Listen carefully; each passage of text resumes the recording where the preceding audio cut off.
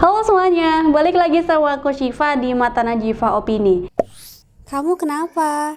Sini cerita. Di video kali ini aku bakal ngobrolin tentang salah satu isu yang lagi marak banget nih di lingkungan kita ya, yakni ada kekerasan seksual atau pelecehan seksual.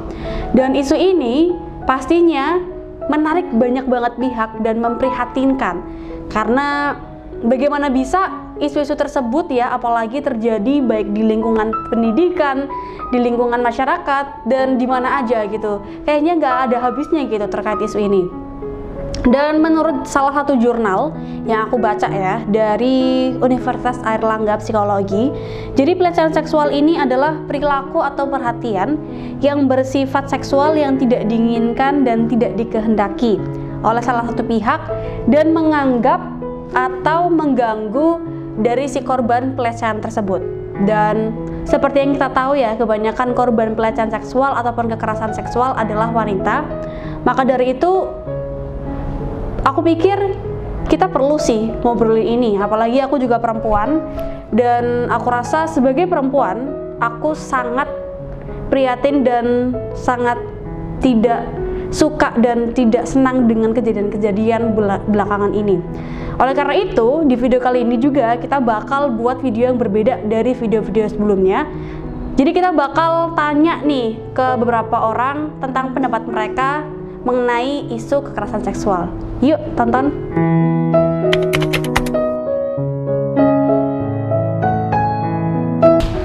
Ya, perempuan menurut saya adalah makhluk Tuhan yang dikodratkan memiliki sifat lemah lembut, kasih sayang, dan wajib dihargai dan dihormati.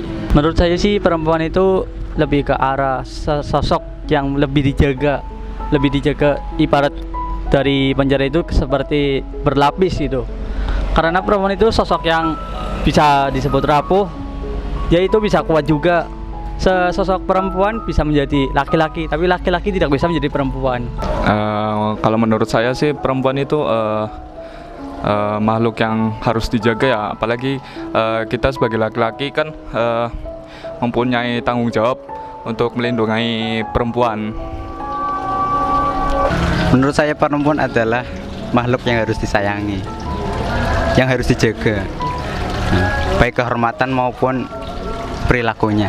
Menurut saya perempuan itu makhluk yang diciptakan untuk menyempurnakan laki-laki gitu. Ketika laki-laki menjalani kehidupan dengan akal, logika, rasional, tapi perempuan itu melengkapi laki-laki dengan perasaannya yang lemah lembut gitu. Dan juga perempuan itu sebagai sosok ibu ya, yang melahirkan peradaban.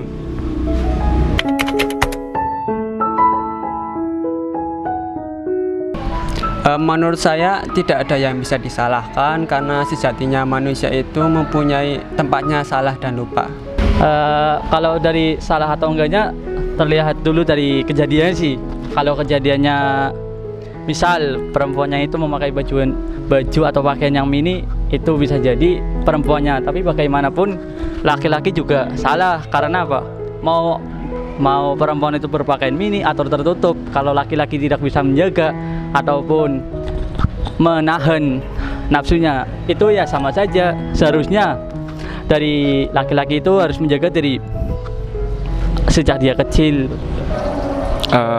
Kalau saya sih nggak bisa menyalahkan siapa-siapa, tapi menurut saya sih tergantung kepada pribadi kita masing-masing dan mungkin lingkungan dari kita masing-masing sih. Mungkin pelakunya ya yang cowoknya, soalnya dia kurang memiliki adab. Menurut saya nggak bisa ya langsung mensalahkan pihak laki-lakinya atau perempuannya, karena di setiap kasus seksual seperti itu mempunyai latar belakang masing-masing. Jadi saya nggak bisa menyalahkan dan mengeneralisir kalau laki-laki itu yang salah atau perempuan itu yang salah. Tapi yang saya pasti ya, yang paling bikin saya malu itu ketika kejadian seperti itu membuat laki-laki itu dipandang tidak bisa menjaga hawa nafsunya, tidak bisa mengontrol.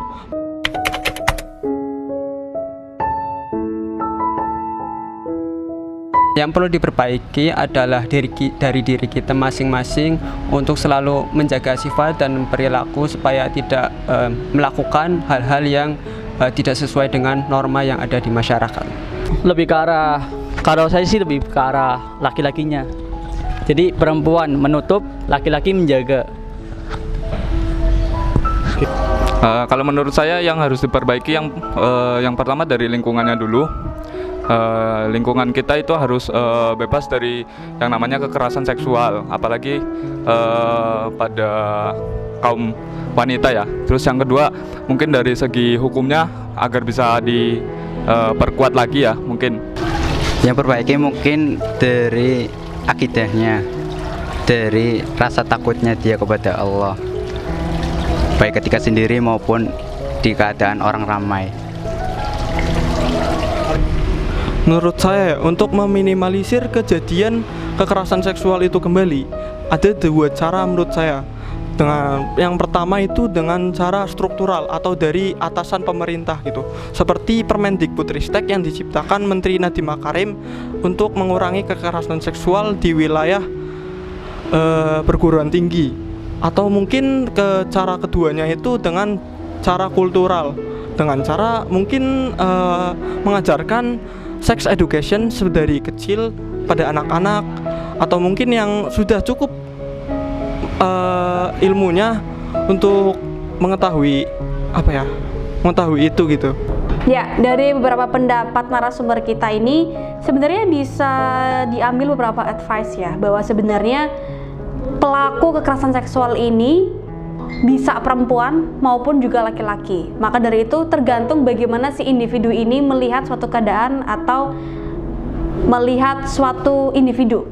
Maka dari itu diperlukan juga yang namanya parenting atau pendidikan seks dari kecil nih sebenarnya.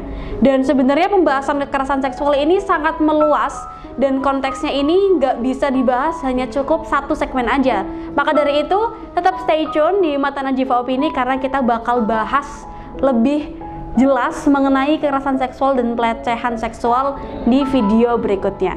Jangan lupa untuk subscribe, like, dan share. Dan buat teman-teman yang mau kritik ataupun saran bisa banget langsung aja di komen bawah ini. Makasih, sampai jumpa.